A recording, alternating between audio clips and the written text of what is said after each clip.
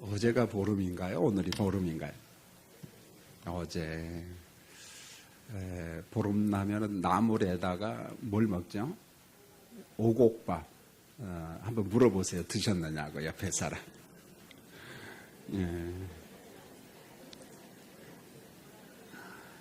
네, 감사합니다. 왜냐하면 얼굴이 조금 딱딱해 보여가지고 오곡밥 이야기를 한 겁니다. 네, 감사합니다. 지난주에도 본문을 읽고 설교를 했는데 오늘도 두 번째로 이스라엘과 루벤 설교를 하려고 합니다. 창세기 31장에 보면은 이제 야곱이 많은 재산과 자녀의 축복을 받고 난 다음에 이제 내가 부모님 곁으로 가야겠다. 그래서 귀향을 하게 됩니다. 그런데 그동안 이 야곱의 삶을 보면은 형님 에서를 속이고 아버지를 속였다고 하는 그 죄책감에서 벗어나지를 못해요. 사람이 죄 짓고 못 사는 법이에요, 보면은. 반면에 야곱의 형님인 에서는 동생한테 속았다는 그 분노, 그 마음의 상처가 얼마나 크든지 그랬잖아요. 내 아버지가 죽으면 너를 내가 반드시 죽이리라. 이 복수로 불탄 사람이었습니다. 여러분, 성경에 나오는 이 두 주인공을 한번 보세요. 야곱은 죄짓고 죄책감 속에 살았고, 형 에서는 동생을 죽이겠다는 어떤 분노, 복수 속에 살았어요. 두 사람의 인생살이는요, 결코 행복하지 않았습니다. 어떤 면에 있어서 지금까지 그들의 삶은 정말 불행한 사람, 행복이 뭔가를 잘 모르는 그와 같은 인생살이를 한 겁니다. 창세기 32장 6절을 보면은 에서는 어찌했든지 간에 개인 군인을 갖다가 400명을 데리고 있었습니다. 여러분, 고대 사회, 원시 사회나 부족 사회도 보면은 좀 더 돈이 있는 사람들은 개인 군사를 데리고 있는 것 같아요. 여러분, 우리가 잘 아는 것처럼 창세기 14장에도 보면은 아브람도 318명의 개인 군사가 있었습니다. 그래서 조카를 살리러 가는데 개인 군사를 데리고 가잖아요, 보면. 여러분, 고대 사회에서 개개인이 군인을 400명, 300명을 거닐고 있다. 대단한 능력이고 아마 경제적으로도 여유가 있는 사람들입니다. 야곱은 이제 귀향을 결심하는데 형님의 막강한 그 힘 앞에, 군사력 앞에 그저 마음을 부들부들 떨고 있는 거예요. 그래서 창세기 32장 7절에 보면은 야곱의 마음 상태를 이렇게 설명했습니다. 심히 두렵고 심히 답답했다, 이렇게 말했어요. 여러분, 두려움과 그 답답함이 엄습해 오면은 참 재미가 없잖아요. 행복이 뭔가를 잘 모릅니다. 창세기 32장 11절에 야곱은 에서와 그의 개인 군대 400명이라고 하는 그 당면한 환경, 위기 앞에서 고민하다가 이제 하나님 앞에 간청을 합니다. 내가 주께 간구합니다. 내 형의 손에서 하나님 나를 좀 건져주세요. 에서가 나와 내 처자를 칠까 겁이 납니다. 이렇게 말했어요. 여러분, 그렇지 않아요? 부모님들. 내가 살고 내가 죽는 것도 무섭지만 부모님이 가장 힘들 때 언젠가요? 사랑하는 자녀들이 위기 가운데 있을 때. 내 자식이 병원에만 가도요, 내가 아픈 거 잊어버립니다. 그만큼 자녀가 귀하거든요. 에서가 나와 내 처자를 칠까 겁이 납니다. 여러분, 야곱을 보세요. 하나님과 사람 앞에서 아버지를 속이고 형을 속이고 죄 가운데 살아가고 죄책 가운데 살아간다는 게 얼마나 힘든지, 시간이 그렇게 많이 지났음에도 불구하고 산다는 게 재미가 없다는 거예요, 보면. 그러므로 우리가 성경의 말씀처럼 회개하고 용서하고 용서받는다는 게 얼마나 중요한지 몰라요. 그게 곧 건강이고 그게 곧 은혜라는 것입니다. 여러분, 예수님 말씀하시잖아요. 산상교훈에서 마태복음 5장 24절에 제자들에게 이야기합니다. 형제들과 화목한 다음에 그 후에 하나님 앞에 제물을 드려라, 하나님을 예배하라, 그런 말입니다. 거룩하신 하나님 앞에 예배하는데 내 마음에 형제에 대한 갈등이 있어요, 미움이 있어요, 분노가 있습니다. 그러면 그 예배 하나님이 안 받아주겠다는 거예요. 그러므로 제물을 제단 앞에다 놓고 형제와 화목하고 하라. 화목이 얼마나 중요한가요? 야곱은 죽음과 같은 불안, 그 다음에 염려라고 하는 그 환경에서 이제 결심을 합니다. 그게 뭔가 하냐면 야복강 나루에서의 기도 생활입니다. 창세기 32장 22절로 24절에 야곱이 어떤 사람과 날이 새도록 씨름했다 이렇게 말했어요. 여러분 여기에 등장하는 어떤 사람이 누굴까? 보통 학자들이 둘로 이야기합니다. 하나는 하나님의 사자다. 아니다. 하나님의 현현이다. 하나님 자신이다. 이렇게 말합니다. 어떻게 하든지 상관이 없어요. 왜요? 야곱이 지금 누구한테 기도하는 거예요? 하나님 앞에 기도하는 거거든요. 자, 하나님께서 기도하는 야곱을 치는데 살짝만 쳤는데 어떻게 되냐면 야곱의 허벅지 관절이 상합니다. 쩔뚝쩔뚝거리죠. 허벅지 관절이 상한 야곱이 이번만큼은 기도를 양보하지 않아요. 포기하지 않습니다. 이렇게 말합니다. 당신이 내게 축복하지 않으면 당신을 내가 놔줄 수 없습니다.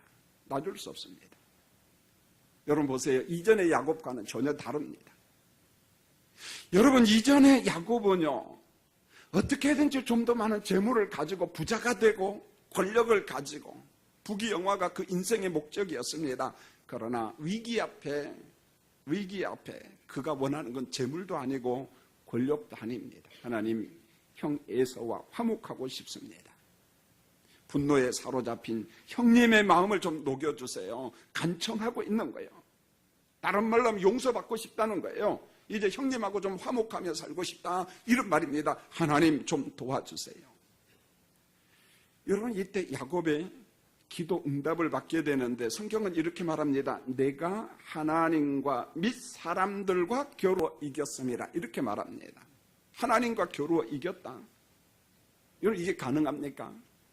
어떻게 인생들이 하나님과 겨루어 이길 수 있어요? 여러분 이 말씀은 야곱이 하나님과 사람들과 겨루어 이겼다. 이 말은 야곱이 이긴 것이 아니라 하나님이 어떻게 해요? 져준 거예요. 하나님이. 왜요?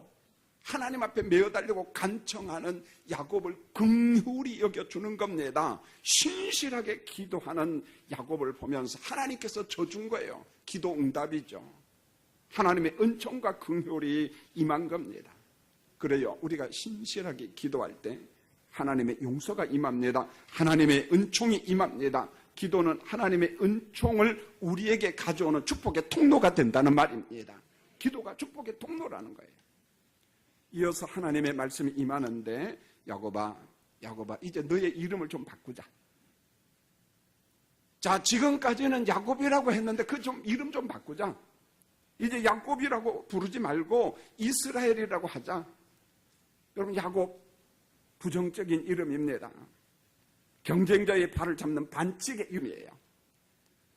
거짓의 이름이고 사기꾼의 이름입니다. 그런 부정적인 이름, 네가 야복강 나루에서 기도 응답을 받았는데 이제 던져버려라. 이제 버려라. 자, 그 대신에 내가 너의 이름을 새롭게 지을 텐데 이스라엘이라 하자.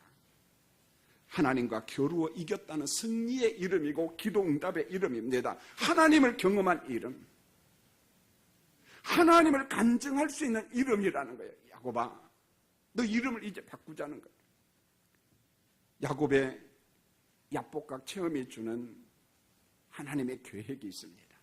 여러분 이런 성경을 읽을 때마다 쉬운 일은 아닙니다만은 교회에 있을 때 우리 성도님들 꼭 성지 답사를 한 번씩 가면은 꼭 어디 가냐면 야복강도 갑니다. 보면은 자, 우리가 생각하니까 정말 멋지고 그럴 것처럼 제가 보니까 그렇지 않은 것 같아요. 물 조금 흐르고 언젠가 이야기했지만은 저기 나오네요. 보면은요. 중랑천이 멋있나요? 저게 멋있나요? 예, 중랑천에 잉어도 얼마나 많은지 몰라요. 보면은요. 저건 좀 물이 많네. 언제 찍었는지요. 가뭄때 가면 물 없습니다. 보면은요. 이게 강인지 냇가인지 잘 모르겠어요. 보면은요. 그런데 야곱이 하나님을 경험한 곳이 야복강 나루거든요. 야복강 나루. 여러분 야곱은 위기 상황 속에서 400명의 군인 앞에서 여러분 죽임을 당할 수도 있거든요. 왜요? 에서가 그랬습니다. 아버지 죽는 것만 보자. 내가 너를 반드시 죽이리라. 여러분, 에서는 분노 속에 살았어요. 형님과 아버지를 속인 그간의 죄를 심판받는 시간입니다. 자, 야곱의 기질대로라면 어떻게 해야 됩니까? 빨리 도망가든지. 이게 사는 길이에요. 고통의 시간입니다. 갈등의 시간입니다. 여러분, 우리가 인생을 살 때 이런 고통과 갈등의 시간은 언제든지 있습니다. 그런데 야복강 나루에서 하나님의 방법은 전혀 달랐어요. 야곱아, 너 도대체 언제까지 도망을 다니면서 살래? 그럴 수 없다는 것입니다. 지금의 위기 상황을 피하지 말고 정면으로 도전하라는 거예요. 형님을 만나라, 이 말입니다.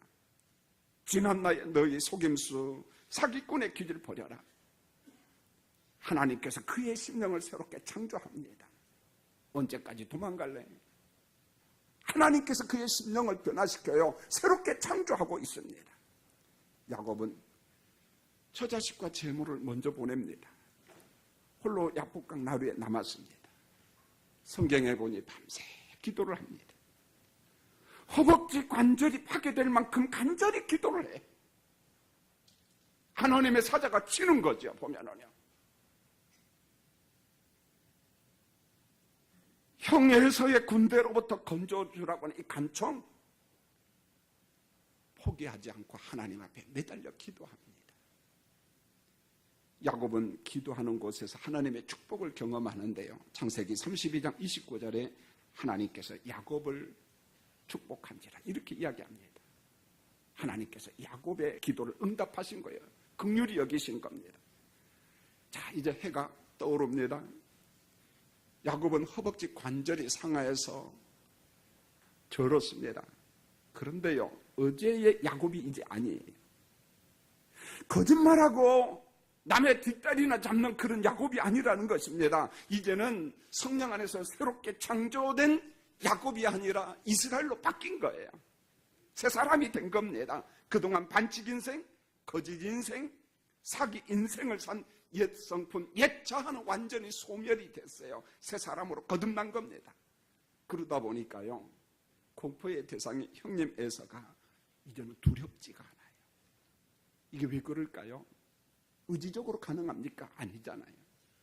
하나님의 영이신 성령께서 하나님 앞에 간청하는 야곱의 마음을 만져주시는 거예요. 마음을 녹여주신 겁니다. 변화시킨 겁니다. 새롭게 새 창조하신 것입니다. 자, 이스라엘은 이제 야곱이 아니에요. 새 이름을 부여받았습니다. 형님 앞에 7번이나 몸을 굽혀 절을 했습니다.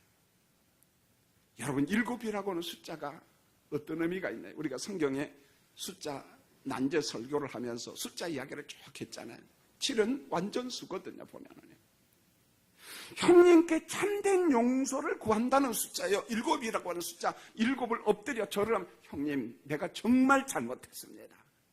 이제 나를 용서해 주세요. 내가 정말 잘못했습니다. 분노로 가득 찬 형 에서의 마음이요, 놀랍게 변화되었어요. 달려오더니만 동생을 맞이합니다. 목을 맞추면서 입을 맞춥니다. 함께 울었습니다. 얼마만입니까? 형님과 동생이 화목하는 거예요. 화해하는 거예요. 성경이 요구하는 것은 바로 이거예요. 하나님의 가치는 뭐냐? 경쟁이 아니라 화해하는 거예요. 화목하라. 하나님께서 우리에게 원하는 것은 화목의 삶입니다. 여러분 들어봤을 거예요. 서양 사람들하고 동양 사람들이 어떤 죽음을 원하는가? 좀 죽음의 가치가 좀 다르다고 해요. 그래서 우리 동양 사람들, 우리 한국 사람들은 질병의 고통 없이 그저 깨끗하게 죽는 걸 좀 원합니다. 5년, 10년 동안 병상에 누워 있는다. 본인에게도 힘들지만은 자녀들에게, 가족들에게도 참 고통이거든요. 그래서 어떤 사람이 이렇게 말합니다. 자다가 심장마비로 죽었으면 좋겠다. 근데 그것도 악담 같아요, 보면은요. 우리 한국 사람들은 조용히 고통 없이 죽는 것을 원합니다. 그런데 의외로요, 기독교 문화권에 있는 서양은 반대입니다. 여러분, 병상에서 2년, 3년, 5년 산다는 게 참 힘들어요. 얼마나 고통스러운지 몰라요. 그런데 왜 그 사람들은 내가 병상에 있지만 심지어는 이렇게 말합니다. 암으로 투병생활하지만은 내가 서서히 죽기를 원해요. 그건 딱 하나밖에 없습니다. 산상교훈의 말씀처럼 인간관계 속에서 갈등을 무엇하라? 화목하고 죽겠다는 거예요. 화목하고. 살다 보니까 부모 형제간의 갈등이 있잖아요. 부릅니다. 죄송합니다. 제가 잘못했어요. 용서해 주세요. 용서하고 용서받는 그 시간이 필요하다는 거예요. 여러분, 형님 에서와 동생 야곱이 화목한 것처럼 하나님은 말씀합니다. 하나님의 나라 들어오기 전에 이 세상에서 화목하고 오라는 거예요. 화목하고. 사랑하는 성도님들, 가정 안에서 그리스도 안에서 서로 화목하는 여러분 되기를 원합니다. 화목하고 오라. 화목하고. 하나님을 만난 야곱은 자신의 잘못을 이제 알았습니다. 형의 서를 속이고 아버지를 속인 것, 그게 죄라는 것도 잘 알고 있습니다. 그래, 이 야곱이 뭘 준비하냐면 예물을 준비해요. 여러분, 이전에 야곱의 마음 씀씀이하고는 전혀 다릅니다. 여러분, 이건 예물이지 뇌물이 아닙니다. 예물입니다. 창세기 33장 10절로 11절에 보면 놀라운 말씀이 있는데, 내가 형님의 눈앞에서 은혜를 입었사오면 청하건대 내 손에서 이 예물을 받으소서. 내가 형님을 배운 적 누구를 본 것 같다? 하나님의 얼굴을 본 것 같다. 이렇게 말합니다. 그럴 것 같아요. 옛날에 형님 보면은 사자로 보였어. 왜요? 내 동생 사기꾼을 내가 죽이리라 그랬거든. 무서워서 보지도 못했어요. 형님을 피해서 도망갔습니다. 그런데 성령께서 동생의 마음을 녹여놓으니까 형님을 딱 보는 순간에 사자로 보이고 맹수로 보이는 것이 아니라 누구로 보였다고요? 내가 형님을 배운 적 하나님의 얼굴을 본 것 같다. 이렇게 말합니다. 내가 형님께 드리는 그러므로 예물을 받으소서. 에서가 야곱의 예물을 받습니다. 그동안 형님을 속이고 받은 물질의 축복을 야곱이요 아까워하지 않아요. 형님에게 그대로 돌려주고 있습니다.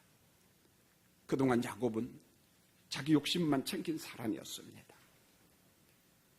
그동안 자기 욕심만 챙긴 야곱이었지만은 이제 은혜 받고 옛 자아가 죽고 나니까 가치관이 변화가 되었어요. 이제는 아니다.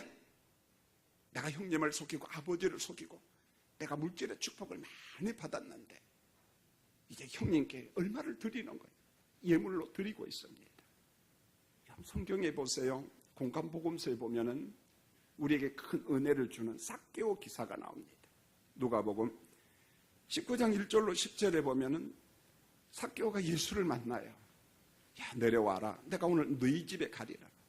너무너무 좋아가지고 삭개오가 예수님을 영접합니다.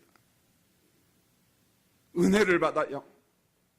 예수님 축복합니다. 너도 아브라함의 자손이다라고 이야기합니다. 이때 삭개오가 뭐라고 이야기한 줄 아세요? 예수님, 내 소유의 절반을 누구한테 주리라?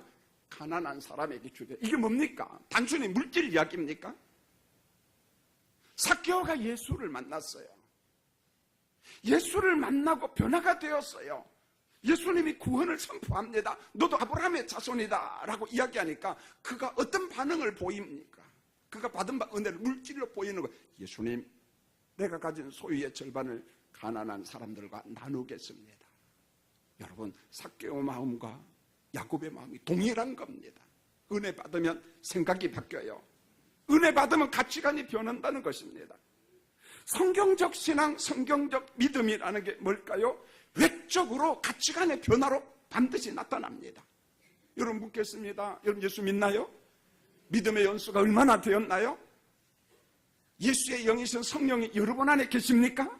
그렇다면은 내가 믿는다는 믿음의 외적인 증거를 보여주셔야 돼요. 이게 야고보 기자가 이야기하는 거잖아요.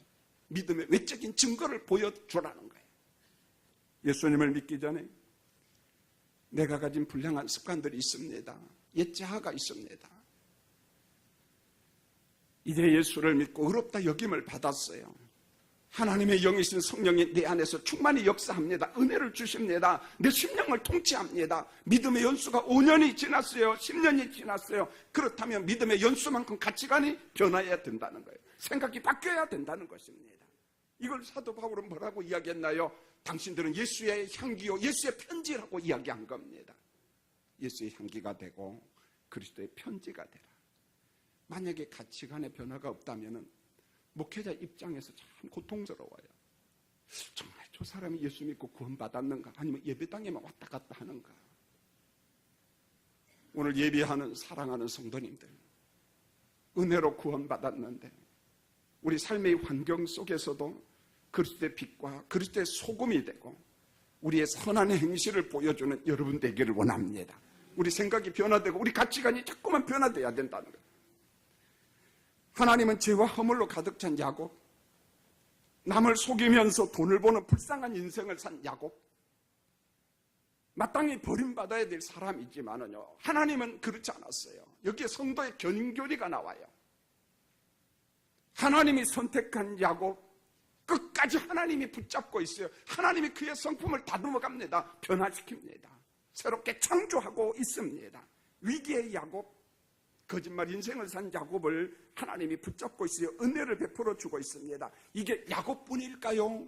오늘 우리에게도 동일한 은총이 있는 겁니다. 그리스도 밖에 있는 우리를 하나님께서 불러주셨어요. 우리의 옛날의 기절은 야곱과 같은 사람들이었습니다. 그런데 성령께서 우리 안에 역사합니다. 우리의 심령을 변화시켜요. 새 사람으로 새 창조하십니다. 이제 우리의 인생은 야곱이 아니라는 거예요. 뭡니까? 이스라엘. 이제 우리는 야곱이 아니라 이스라엘이다.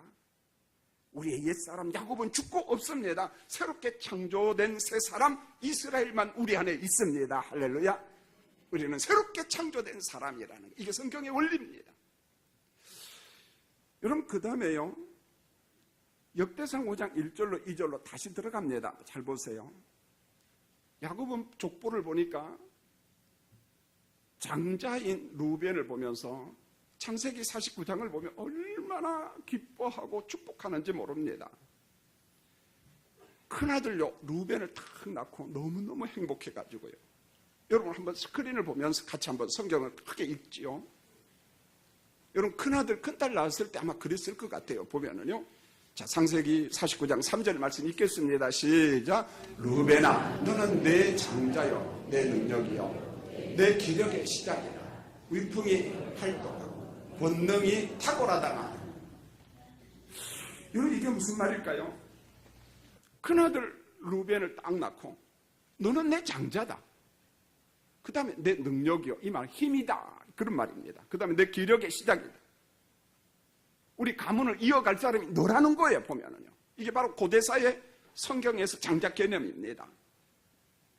그 다음에 위풍이 월등하고 권능이 탁월했다. 이 말은 단순히 장자 루벤 그게 아니고 그의 어떤 외모나 그의 모든 면에 있어서 장자로서 리더십, 지도력이 있었다는 것입니다. 가문의 위기를 극복할 재능을 소유한 사람이었습니다. 그래 루벤을 보자 아버지 야곱이 너무 행복했습니다. 자랑이었어. 넌 내 힘이다. 넌 내 자랑이다. 넌 내 자랑이다. 여러분 고대사의 장자는 이런 정도였어요. 그런데요, 창세기 49장 4절을 보면은요, 아버지가 애통해해요. 비극이 나옵니다. 루벤의 비극을 같이 한번 읽겠습니다. 시작. 물의 끓음 같았은즉 너는 탁월하지 못하리니 내가 아버지의 침상에 올라 더럽혔음이로다. 그가 내 침상에 올랐어. 사실 성경에 이런 글 좀 안 나왔으면 좋겠어. 근데 성경에는 인간의 허물과 죄를 그대로 이야기를 합니다. 여러분 루벤을 보세요. 물의 끓음 같았은즉. 여러분 냄비에다 물을 끓이면은, 양은 냄비에다 끓이면은 물이 어떻게 해요? 빨리 막 그 불 끄면 또 싹 식고. 이 말은 물의 끓음 같았은즉 하면은 마치 우리가 라면을 냄비에다 끓일 때 막 물이 막 급하게 끓어오다가 불을 끄면은 사라지는 것처럼 루벤은 충동적이고 음탕한 기질의 소유자라는 거예요. 음탕한 기질의 소유자. 너는 탁월하지 못하리니, 이 말은 장자의 특권과 지위를 하나님께서 가져간다는 거, 빼앗아간다는 거, 상실. 하나님이 주신 축복과 풍요를 잃어버릴 것이다. 왜? 그럼 왜 야곱이, 루벤이 잃어버려야 되는가? 이렇게 말합니다. 내가 아버지의 침상에 올라가 더럽혔으니라. 아버지의 침상을 더럽혔다 이 말입니다. 그러면 아버지 침상을 더럽혔다는 게 뭘까요? 창세기 35장 22절에 보세요. 루벤은 아버지의 첩인 빌하와 동침하는 폐륜 자식입니다. 여러분, 본래 빌하는 라헬의 여종이었어요. 그런데 언니와 동생이 남편의 사랑을 더 받기 위해서 자기가 데리고 있는 시종을 갖다가 자기 남편한테 또 줘. 여러분, 이런 거 좋아하면 안 돼요. 남자들이. 할렐루야. 아니 뭡니까, 얼굴이 전부 다 남자들이. 좋아하면 안 돼. 그 훗날 라헬이 빌하를 자기 남편에게 첩으로 주는 거예요. 첩으로. 그런데 여기서 고대 사회의 문화를 알아야 됩니다. 고대 사회의 첩은요, 단순한 내연의 첩이 아닙니다. 여러분요, 법적으로 아내입니다. 여러분, 성경에 일부 다처 인정하지 않아요. 한 남자와 한 여자를 짝 지어주신 하나님. 그런데 왜 그런 기록이 나오냐, 그런 사건들이. 그것은 그 당시 문화, 타락한 문화예요. 그것을 예수 믿고 하나님의 백성들이 본받은 거죠. 보면 탈선입니다. 그냥 그걸 그대로 기록한 것 뿐입니다. 그렇다면은 빌하는 루벤의 누가 되는 거예요? 작은 어머니예요. 나이 차이가 얼마인지는 잘 모르겠어요. 여러분, 빌하의 두 자녀가 있잖아요. 이복 동생 단과 납달리. 여러분, 이복 동생인 단과 납달리의 친엄마가 누구냐면 빌하입니다. 루벤의 아버지 침상을 더럽게 한 것은 폐륜 중의 폐륜입니다. 하나님의 창조 질서를 범한 겁니다. 가정 질서를 범한 거예요. 성경은요, 가정 질서를 파괴한 죄악을 갖다가 가볍게 보지 않아요. 율법대로 루벤은 죽어야만이 됩니다. 레위기 20장 11절을 보세요. 누구든지 그의 아버지의 아내와 동침한 자는 그 아버지의 하체를 범하였은즉 둘 다 어떻게 하라? 반드시 죽여라. 뭘로 죽여요? 그 당시는 돌로 죽였습니다. 돌로 쳐 죽였습니다. 여러분, 아버지의 분노이자 하나님의 저주가 오늘 본문 1절로 2절에 나오는데요. 루벤은요, 자기 스스로의 어떤 정욕에 빠져서 하나님이 주신 특권을 갖다가 전부 다 상실해버립니다. 어떤 특권을 상실하는가? 다시 한번 본문을 보죠. 가볍게 보지 말고요. 성경을 한번 집중해서 5장 1절로 2절 큰 소리로 한번 읽겠습니다. 시작. 이스라엘의 장자 루벤의 아들들은 이러하니라. 루벤은 장자라도 그의 아버지의 침상을 더럽혔으므로 장자의 명분이 이스라엘의 아들 요셉의 자손에게로 돌아가서 족보의 장자의 명분대로 기록되지 못하였느니라. 유다는 형제보다 뛰어나고 주권자가 유다에게서 났으며 장자의 명분은 요셉에게 있습니다. 여러분, 잘 들어보세요. 인생을 살면서 축복을 축복으로 이어가야지요. 축복이 비극이 되면 안 돼요, 여러분.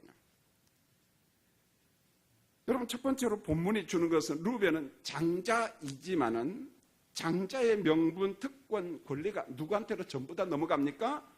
요셉한테 다 넘어가요. 그래서 12지파를 구성할 때 요셉의 두 아들이 그 지파 속에 들어가 에브라임과 므낫세 지파잖아요. 여러분, 장자가 누릴 최고의 축복은 뭐냐면 추상적 개념이야. 돈입니다. 재물이에요, 재물. 이게 바로 성경에서 말하는 장자의 특권입니다. 복입니다. 그래서 장자에게는 재산 상속을 할 때 몇 목을 장자한테 먼저 줘야 됩니까? 두 몫을 주는 겁니다. 자식이 아무리 많아도 큰아들 장자한테 두 몫을 딱 주고 나머지 가지고 나누는 거예요. 다른 형제들보다도 두 몫을 받는 이 특권, 이 축복이 누구의 것이냐? 장자의 것이에요. 그런데 그만 루벤의 정욕 때문에 이 축복이 누구한테 다 넘어갔어요? 요셉에게 전부 다 넘어갑니다. 요셉이 물질의 축복을 다 받습니다. 두 번째로 루벤은요, 주권자의 복. 이 말은 보통 정치적인 복 이렇게도 말하고 영적인 복 이렇게도 말합니다. 그래서 주권자의 복은 야곱의 네 번째 아들이 누구한테 넘어가요? 유다한테 다 넘어갑니다. 여러분, 주권자가 유다에게서 날 것이다 이 말은요, 다윗과 같은 왕, 솔로몬과 같은 왕이, 그리고 장차 오실 메시아가 어느 지파에서 나온다는 거예요? 유다 지파에서 온다는 것입니다. 그래서 주권자의 복, 정치적인 복, 영적인 복을 루벤이 상실합니다. 여러분 성경에 보면 죄의 싹은 뭡니까? 사망. 죄의 열매는 뭐죠? 저주야. 여러분 루벤은 복된 인생, 축복의 인생으로 시작했는데 그만 뭐 때문에? 정욕 하나 때문에 모든 특권을 다 어떻게 됐어요? 전부 다 잃어버려서 상실하고 말았습니다. 정욕 때문에 망한 사람이 장자 루벤이에요. 여러분 우리 주변에 이런 사람 혹시 보고 있지 않습니까? 문제는 루벤의 정욕이 루벤 한 사람에게만 있는 것이 아니라 오늘 루벤을 통해서 우리에게 경고합니다. 루벤과 같은 정욕, 탐심이 누구한테 있다는 거예요? 우리 안에 고스란히 다 있다는 거예요. 인간의 죄성입니다. 인간의 죄성입니다. 요즘에 목회자로서요 겁이 좀 납니다. 뭐 천주교 정의구현 사제단에 뭐 한 누구누구 신부가 이랬다더라. 상담위원회 누가 이게 했다더라. 어느 예술인이 그랬다더라. 저는 이번에 이윤택이라고 하는 사람을 처음 알았네. 여러분 애기 이름을 칠 때 윤택이라고 짓지 마세요. 여러분 위험해. 무슨 말입니까? 사람에게는 성적인 본능이 있거든요. 근데 하나님이 정하신 법 울타리를 넘어가면 안 돼. 근데 그게 관행이었다는 거예요.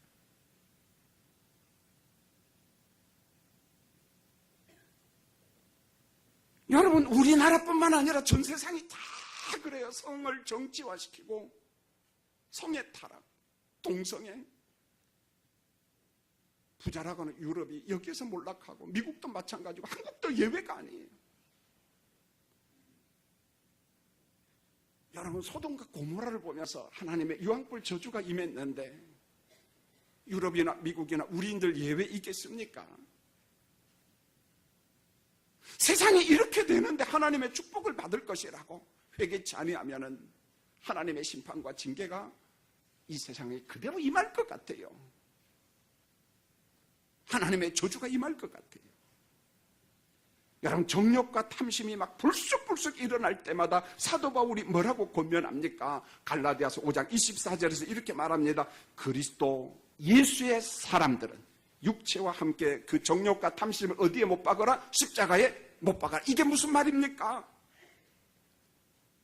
예수의 사람, 성령의 사람은 정욕으로부터 예외다 그런 말이 아니고 예수의 사람도 성령의 사람도 어디에 넘어가요? 정욕과 육체의 탐심과 욕심에 넘어가. 그래서 그 정욕과 탐심이 불쑥불쑥 일어날 때마다 뭘로 때려잡으라는 거예요? 십자가로 때려잡으라 이 말입니다. 뭘로? 십자가로. 의지 가지고 돼요? 안 돼요? 안 된다는 거예요. 여러분 안 된다. 의지 가지고 불가능해요. 인간의 죄성을 못 이겨요. 여러분 바울이 그러잖아요. 로마서 7장에 보면 오호라 나는 공고한 몸이로구나. 이 사망의 몸에서 누가 나를 좀 건져줬으면 좋겠다. 이게 무슨 말입니까? 결심해요. 의지를 가지고는 선한 일 하고 싶어요. 착한 일 하고 싶어요. 그런데 시간 지내놓고 보면은 선한 마음대로 결심한 대로 사는 것이 아니라 엉뚱한데 어디가 있어요? 죄악된 자리에가 있더라. 누가? 바울이. 누가 이 사망의 몸, 사망의 동굴, 저주의 동굴에서 좀 나를 좀 건져주세요. 애통해 하잖아요. 오늘 이 말입니다. 그리스도 예수의 사람들은 육체와 함께 그 정욕과 탐심을 십자가에 못을 박으라. 성령과 십자가 안에서 그것을 때려잡으라. 못을 박으라. 의지 가지고 아니고 그렇게 말합니다. 자, 오늘 설교를 마치면서 지난주와 오늘 내용을 정리하려고 합니다. 여러분 루벤이 받은 축복이 뭘까요? 장자의 복이에요. 대단한 축복입니다. 자 그러면은 루벤만 하나님으로부터 축복을 받고 우리는 안 받았을 것 같아요? 그렇지 않습니다. 우리가 받은 선물을 한번 헤아려 보세요. 우리가 예수 믿고 그 증거로서 외적인 은사도 있고요. 다양한 재능도 주시고 사명도 주시고 주님의 나라 선교를 위해서 교회 직분도 주셨습니다. 하나님이 주신 일반적인 선물도 얼마나 많은지 몰라요. 세상의 부자들처럼 큰 재물은 아닐지라도 그래도 먹고 살 수 있는 재물을 주시고 걷고 예배당에 올 수 있는 건강도 주시고, 물론 몸이 아파서 예배당에 오지 못하는 사람들에게 참 죄송합니다. 전 일주일에 한 3번, 4번 집에서 나와서 중랑천을 한번 쭉 걷습니다. 그렇게라도 건강을 유지해야 되겠다 싶어서. 길 가다가 우리 교인이 보이면 그냥 지나가지 않아요. 먼저 부릅니다. 집사님. 근데 겨울 되면 제가 실수를 좀 자주 합니다. 모자도 팍 썼지요. 여기다가 선글라스는 뭐할로 꼈는지 그냥 구름 꼈으면 좀 안 끼면 얼마나 좋아. 그때 끼고 마스크 타니까 모르겠어. 그런데 외모나 걷는 폼이 꼭 우리 교인 같으면은 일단 부르고 봐. 집사님 그래요. 그럼 뭐라고 앉아서 나를 아세요? 그래. 아이고 우리 교인이 아니야. 죄송합니다. 한번 우리 김관태 집사님이요. 자전거를 타고 신의문역 안 있는 데서 구두소 선도하고 직업을 이야기해서 죄송합니다만 열심히 일을 합니다. 집사님이 정면만 보고 가는데 제가 이름 불렀어요. 집사님 너무 반가워가지고. 집사님 어때요? 항암 치료받고 이렇게 일 나가시네요. 목사님 밥맛도 없고 힘이 안 나요. 그래서 손을 잡고 이렇게 만져봤어요. 뭐 연세 많으니까 뭐 노목해자고. 죄송합니다. 뼈밖에 안 남았어. 회복이 왜 그렇게 안 되는지 모르겠다. 그리고 어제도 우리 집사님 혹시 항암 치료받고 이제 나왔나 보니까 문이 여전히 닫혀 있어요. 어제도 닫혀 있고 계속 닫혀 있어요. 길거리에서 사람이 보든지 말든지 제가 목사잖아요. 힘들어하는 집사님 붙잡고 기도했어요. 하나님 은혜 주세요. 여러분 인생을 살다 보면 이런 질병이 옵니다. 그런데 우리가 예배당에 앉아서 예배드린다. 이것도 감사해요. 작지만 너무너무 귀한 감사합니다. 하나님께서 우리에게 주신 감사거리가 부모, 이것도 감사거리. 자녀, 이것도 감사거리. 성도, 이것도 감사거리. 그런데 루벤은 그 축복의 감사거리를 상실해버리고 말았어요. 여러분 고린도전서 4장 2절에 이렇게 말하잖아요. 맡은 자들에게 구할 것은 뭐라고요? 충성. 아버지는 아버지로 충성하고 자식은 자식으로 충성하고 성도는 성도로 충성하라. 내게 주신 은사에 충성하라. 최선을 다하라. 어디에서? 성령과 십자가 안에서 주님이 재림하시고 주님이 오실 때까지 하나님이 내게 주신 그 은사, 은혜, 그 축복을 잘 관리하는, 그래서 복을 상실하지 않고 축복을 축복으로 이어가는 우리 석관중앙교회 성도들이 되시기를 예수님의 이름으로 축원을 드립니다. 기도하겠습니다. 하나님, 르후벤 그가 받은 복은 상상을 초월합니다.